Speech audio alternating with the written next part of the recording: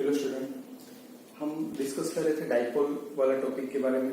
Okay, dipole के topic के अंदर हमने इलेक्ट्रिकल डाइपोल देखा, इलेक्ट्रिकल डाइपोल मोमेंट देखा। इलेक्ट्रिकल डाइपोल मोमेंट के वजह से जो फील्ड डेवलप होती है वो फील्ड का डेरिवेशन देखा। अब हम देखेंगे कि कोई डाइपोल को एक्सटर्नल इलेक्ट्रिक फील्ड में रखेंगे तो क्या बिहेवियर वो शो करेगा। ओके, तो एक्सटर्नल इलेक्ट्रिकल फील्ड दो तरह की हो सकती है, तो यूनिफॉर्म और नॉन यूनिफॉर्म। ओके, यूनिफॉर्म का मतलब क्या होता है? तो फिर यूनिफॉर्म का मतलब ये होता है कि सभी जगह पे जो फील्ड है तो फील्ड की जो इंटेंसिटी है वो सेम रहेगी। मतलब उसको हमें रिप्रेजेंट करना तो हम इलेक्ट्रिकल फील्ड लाइन से रिप्रेजेंट करेंगे। और इलेक्ट्रिकल फील्ड लाइन कैसे दिखनी चाहिए? तो पैरेलल होनी चाहिए और वो इक्वल डिस्टेंस पे होनी चाहिए। ये यूनिफॉर्म इलेक्ट्रिक फील्ड लाइन को शो कर रही है। ओके, नॉन यूनिफॉर्म कैसे ड्रॉ कर सकते हो? तो नॉन यूनिफॉर्म ऐसे आप ड्रॉ कर सकते हो जो पैरेलल ना हो। ओके, यहाँ पे इंटेंसिटी ज्यादा दिख रही है, यहाँ पे इंटेंसिटी कम दिख रही है, ये नॉन यूनिफॉर्म हुआ। ओके, क्लियर है? तो फर्स्ट हम इलेक्ट्रिक डाइपोल को इलेक्ट्रिक फील्ड के अंदर रखेंगे। वो इलेक्ट्रिक फील्ड कैसा होगा? यूनिफॉर्म होगा। बाद में नॉन यूनिफॉर्म की बात करते हैं।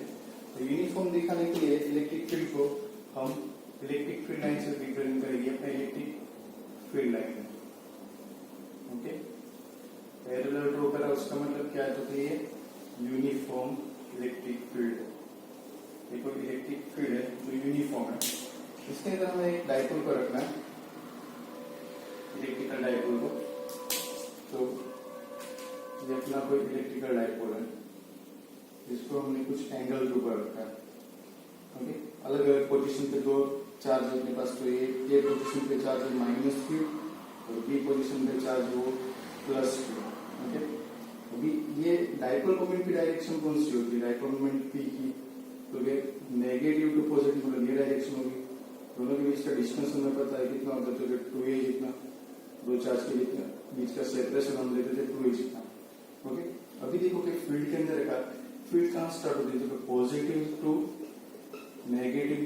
Okay, positive charge to negative charge में फील्ड लाइंस मतलब स्टार्ट होगी पॉजिटिव से और एंड होगी नेगेटिव की तरफ। मतलब ये पॉजिटिव चार्ज होगा तो जब हम डाइपोल को फील्ड के अंदर रखेंगे ये पॉजिटिव चार्ज के ऊपर फोर्स लगेगा। वो फोर्स की डायरेक्शन कौन सी होगी? देखिए +Q या -Q। तो ये क्या होगा? अट्रैक्शन होगा, मतलब फोर्स किस तरफ मिलना चाहिए? यहाँ पे +Q तो रिपल्सन, मतलब नेट फोर्स की डायरेक्शन कौन सी होगी? तो क्या नेगेटिव की तरफ? ओके, फील्ड की तरफ, फील्ड की डायरेक्शन की तरफ। तो यहाँ पे फोर्स होगा अपना Q, मैग्नीट्यूड लिख रहा हूँ, फोर्स की डायरेक्शन इस तरफ। ये -Q है तो ये रिपल्सन करेगा। इस साइड पे कौन सा होगा? तो नेगेटिव सोर्स होगा, इस साइड पे पॉजिटिव सोर्स होगा। तो ये नेगेटिव चार्ज है तो नेगेटिव चार्ज के ऊपर फोर्स लगेगा वो किस तरफ? तो फील्ड के अपोजिट डायरेक्शन में लगेगा, मतलब इस तरफ ये फोर्स लगेगा। तो ये फोर्स का मैग्नीट्यूड कितना होगा? Q जितना। ओके, अभी देखो कि यहाँ पे दोनों फोर्स है, दोनों फोर्स का मैग्नीट्यूड Q जितना है। ओके, और यूनिफॉर्म फील्ड में जितनी फील्ड यहाँ पे होगी उतना ही फील्ड यहाँ, मतलब E की वैल्यू भी सेम है। मतलब यहाँ ऐसा लिख सकते हैं कि F1 = F2। तो मतलब नेट फोर्स क्या होगा? क्योंकि दोनों force equal magnitude and opposite direction में, तो नेट फोर्स है F नेट है वो क्या हो जाएगा? 0। ओके, क्योंकि हमें पता है कि दोनों फोर्स की वैल्यू क्या है? सेम है और वो कितनी है? Q जितनी। मतलब में F नेट क्या मिलेगा? 0। ओके, तो एग्जाम में एक MCQ आता है कि जब डाइपोल को यूनिफॉर्म इलेक्ट्रिकल फील्ड में रखे तो उसके ऊपर का नेट फोर्स क्या होगा? तो 0 होगा। अभी देखो कि जब डाइपोल को रख रहे हैं तो उसके ऊपर एक फोर्स यहाँ पे लग रहा है, इस तरफ लग रहा है, और एक फोर्स इस तरफ लग रहा है, तो ये ऐसे रोटेट करेगा। ओके, क्लॉकवाइज में रोटेट करेगा। दो फोर्स लग रहे इक्वल एंड अपोजिट डायरेक्शन में, तो ये क्या होगा? रोटेट करेगा। ओके, तो रोटेट कर रहा है मतलब वो फोर्स कौन सा? तो उसको बोलते हैं टॉर्क। तो टॉर्क की वैल्यू क्या होती है? टॉर्क हमने पढ़ा है 11th में। तो टॉर्क क्या होता है? Torque equals to force into क्या होता है? परपेंडिकुलर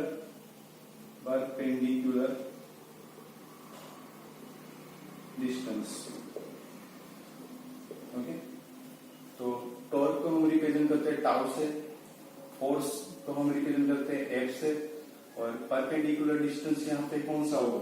तो दो फोर्स के बीच का परपेंडिकुलर डिस्टेंस। तो दो फोर्स के बीच का परपेंडिकुलर डिस्टेंस देखना हो तो कौन सा होगा? देखो यहाँ पे मैं यहाँ से ये फोर्स है और ये फोर्स, तो दोनों फोर्स को के परपेंडिकुलर जो लाइन होगी ये होगा, ये फोर्स और ये फोर्स में। तो परपेंडिकुलर डिस्टेंस कौन सा? ये यहाँ पे मैं नॉर्मल ड्रॉ करते हैं। तो मतलब में बी एन है वो अपना क्या होगा, परपेंडिकुलर डिस्टेंस होगा दो फोर्स के बीच का। ओके, तो हम जब डॉट लिखते हैं तो डॉट इक्वल्स टू क्या लिखते हैं, force into perpendicular distance. Force अपने एफ से डिनोट करते, परपेंडिकुलर डिस्टेंस क्या अपना बी एन। ओके, ये बी एन अपना परपेंडिकुलर डिस्टेंस है। तो बस अभी यहाँ पे वैल्यू डाल दें, तो बी एन की वैल्यू डालते हैं, एफ की वैल्यू तो हमें पता है, एफ इक्वल्स होता है क्यू ई, मैग्नीट्यूड कहाँ से आया तो ये ई इक्वल्स होता है एफ बाई क्यू, तो एफ इक्वल्स टू क्या होगा, क्यू होगा, वहां से हमने एक फॉर्मूला लिखा है। ओके, अभी बी एन है परपेंडिकुलर डिस्टेंस, तो वो निकालने के लिए हम ट्राइंगल लेते हैं। ट्राइंगल कौन सा है, तो ये ए बी एन में। ओके, ये हमें निकालना, तो देखो कि ये साइड निकाल गई, और ये जो हमारा डाइपोल है वो डाइपोल ने फील्ड के साथ थीटा एंगल पर हमने रखा है। ये फील्ड है, इलेक्ट्रिकल फील्ड, और ये डाइपोल मोमेंट, और डाइपोल मोमेंट और फील्ड के बीच में एंगल हमने थीटा सपोज किया।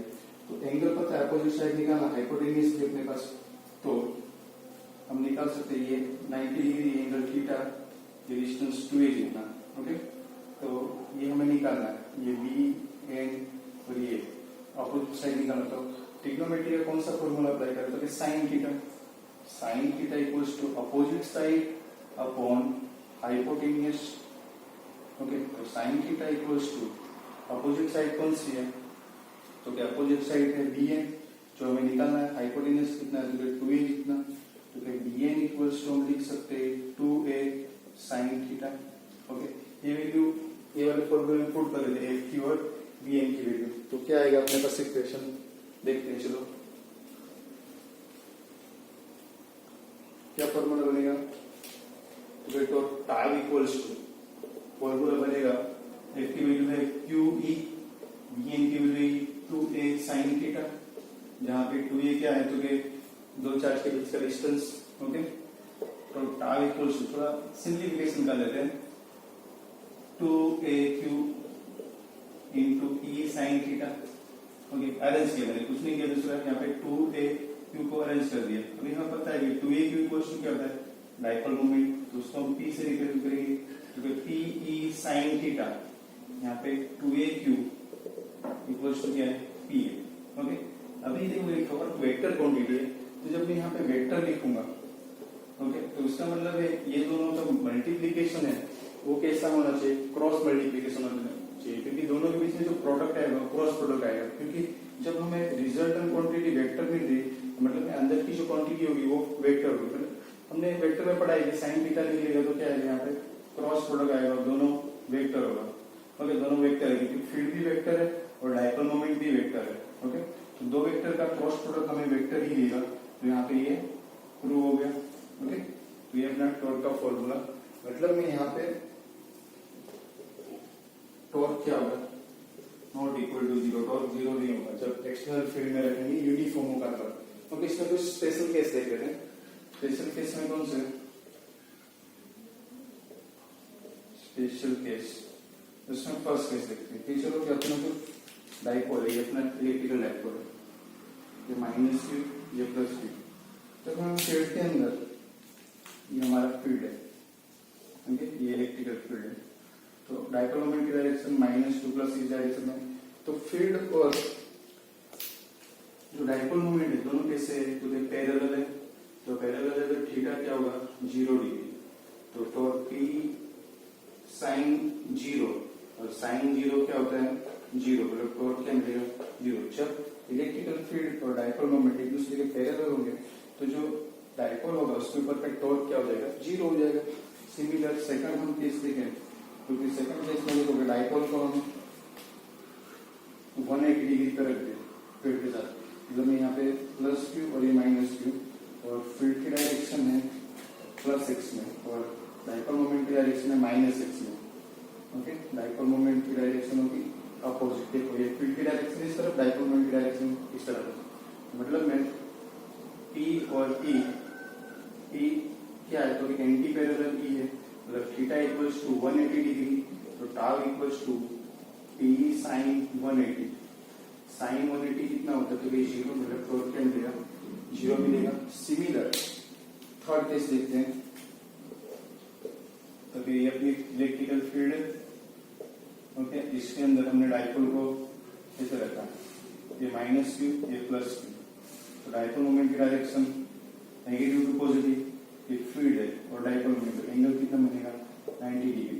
तो जब E मतलब फील्ड और डाइपोल मोमेंट परपेंडिकुलर है एक दूसरे के, मतलब थीटा इक्वल्स टू 90 डिग्री होगा, तब टॉर्क टाउ इक्वल्स टू क्या मिलेगा PE sin 90। sin 90 कौन होता है, तो टॉर्क PE क्या मिलेगा मैक्सिमम मिलेगा। तो मैक्सिमम टॉर्क कब लगेगा, क्योंकि जब डाइपोल मतलब इलेक्ट्रिकल डाइपोल है वो परपेंडिकुलर और फील्ड में है, तो नॉर्मली रखा होगा तब उसके ऊपर टॉर्क मैक्सिमम लगेगा, और पैरेलल होगा तो जीरो, एंटी पैरेलल होगा तभी भी जीरो।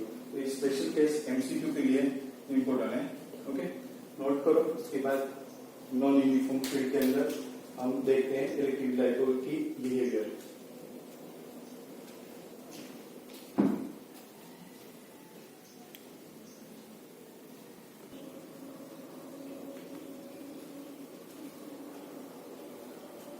ओके स्टूडेंट, नोट कर लिया। उसके बाद सेकंड केस है वो in non uniform external field के अंदर हम जब डाइपोल को रखेंगे तो उसका बिहेवियर क्या होगा, उसके ऊपर का नेट फोर्स क्या होगा, नेट टॉर्क क्या होगा, वो हम देखते हैं। तो क्या नॉन यूनिफॉर्म को ड्रॉ करने के लिए हमें पता है कि हम कैसे ड्रॉ करेंगे उसको। तो क्या electric field intensity different location पे डिफरेंट दिखानी है। ओके, ऐसे ड्रॉ कर सकते हो। मतलब में कैसे पता चलेगा कि ये नॉन यूनिफॉर्म है। तो मान लो कि हमारे पास ये कोई एरिया है, सेम सिमिलर कोई ऐसा ही साइज का एरिया यहाँ पे कंसीडर करें, तो देखो कि यहाँ पे इंटेंसिटी क्या होगी, यहाँ पे E1 ले लेते हैं फील्ड की इंटेंसिटी, और यहाँ पे E2 ले लेते हैं। तो देखो नंबर ऑफ फील्ड लाइन यहाँ पे ज्यादा है, मतलब E1 is greater than E2 है। ओके, तो फील्ड जो मैग्नीट्यूड है वो यहाँ पे ज्यादा होगा, यहाँ पे कम, मतलब यूनिफॉर्म नहीं है सभी जगह पे। ओके, सेम एरिया है फिर भी यूनिफॉर्म नहीं, यहाँ पे रखेंगे चलो तो क्या होगा, यहाँ पे भी अलग मिलेगा। ओके, मतलब में ये नॉन यूनिफॉर्म इलेक्ट्रिक फील्ड है। तो नॉन यूनिफॉर्म इलेक्ट्रिकल फील्ड के अंदर जब हम इलेक्ट्रिकल डाइपोल को रखते हैं तो वो कैसा बिहेवियर शो करेगा, वो यहाँ पे हम देखते हैं। तो देखो कि ये अपना नॉन यूनिफॉर्म इलेक्ट्रिकल फील्ड है। क्योंकि इसके अंदर हम डाइपोल को रख रहे हैं, अपना डाइपोल है ये रहा, ऐसे डाइपोल को रखा है, ये माइनस क्यू और ये प्लस क्यू। अभी देखो कि फोर्स कहाँ लगेगा इसके ऊपर, कि प्लस क्यू है तो प्लस क्यू के ऊपर फोर्स इस डायरेक्शन में लगेगा, माइनस क्यू है तो माइनस क्यू के ऊपर डायरेक्शन इस तरफ और फोर्स की, ये F1 इक्वल्स टू QE और ये F2 इक्वल्स टू QE। लेकिन देखो यहाँ पे Q1 और E1 और E2 ले रहा है। E1 में देखो कि E1 is greater than E2 है, मतलब में दोनों जगह पे फील्ड सेम नहीं है, दोनों जगह पे फील्ड अलग अलग है। क्यों, क्योंकि यहाँ पे फील्ड लाइन क्लोज नहीं है, यहाँ पे फील्ड लाइन ज्यादा है, तो मतलब यहाँ पे इलेक्ट्रिकल फील्ड इंटेंसिटी मैक्सिमम होगी, यहाँ पे इलेक्ट्रिकल फील्ड है वो कैसे होगी, मिनिमम होगी। ओके, तो मतलब यहाँ पे फोर्स कम होगा, यहाँ पे फोर्स ज्यादा होगा। तो यहाँ पे देख सकते हो कि दोनों फोर्स है F1 और F2 दोनों इक्वल नहीं है, मतलब नॉट इक्वल टू है। तो इसका मतलब F नेट होगा, वो F नेट क्या होगा, नॉट इक्वल टू 0 होगा। ओके, मतलब जब नॉन यूनिफॉर्म इलेक्ट्रिकल फील्ड में रखेंगे डाइपोल को, तो उसके ऊपर नेट फोर्स क्या होगा, 0 नहीं होगा, क्योंकि 0 तभी हो सकता है जब दोनों फोर्स इक्वल हो। पर अपोजिट डायरेक्शन में तो है दोनों फोर्स, लेकिन इक्वल मैग्नीट्यूड के नहीं, क्योंकि यहाँ पे इंटेंसिटी ज्यादा है, अब इंटेंसिटी कम है तो 0 नहीं होगा, कुछ ना कुछ वैल्यू मिलेगी। ओके, अभी टॉर्क की बात करें तो टॉर्क भी मिलेगा। ओके, टाउ भी नॉट इक्वल टू 0 होगा। ओके, क्योंकि यहाँ पे देखो कि दोनों फोर्स लगा है तो कुछ ना कुछ रोटेशन तो बढ़ेगा। एग्जाम्पल देना हो तो इलेक्ट्रिकल लाइफ में हम पंप का यूज करते ही करते हैं, क्योंकि प्लास्टिक पंप देखा हो सभी ने, इसके अंदर ऐसे फ्रिक्शन की वजह से इसमें हमने कुछ चार्ज यूज किया, प्लास्टिक है, मटेरियल प्लास्टिक है, तो हमने फ्रिक्शन से इसमें नेगेटिव चार्ज यूज किया।